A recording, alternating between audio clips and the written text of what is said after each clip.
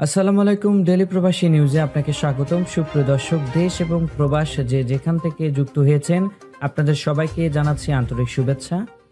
সুপ্রিয় দর্শক, আজকের খবরে আলোচনায় থাকছে সৌদিতে তীব্র শৈত্যপ্রবাহ, তাপমাত্রা নামতে পারে হিমাঙ্কের নিচে। জানিয়ে দেব এই খবরটি সম্পর্কে বিস্তারিত সংবাদ। পুরো ভিডিওটি দেখে বিস্তারিত জেনে নেবার অনুরোধ থাকলো। সৌদি আরবের উত্তর ও মধ্যাঞ্চলে তীব্র শৈত্যপ্রবাহ বয়ে হচ্ছে, যা সোমবার থেকে বুধবার পর্যন্ত চলবে বলে জানিয়েছে দেশটির আবহাওয়া ও জলবায়ু অ্যাসোসিয়েশন। বিশেষ করে উত্তরাঞ্চলের তাপমাত্রা হিমাঙ্কের কাছাকাছি বা নিচে নেমে যেতে পারে। আরও মধ্যাঞ্চলে তা 4 ডিগ্রিতে পৌঁছাতে পারে। শৈত্যপ্রবাহের ফলে তাবুক, মদিনা, মক্কা, রিয়াদ ও নাজরাহা সহ বিভিন্ন এলাকায় ধূলিঝড় ও ঘন কুয়াশা আশঙ্কা রয়েছে।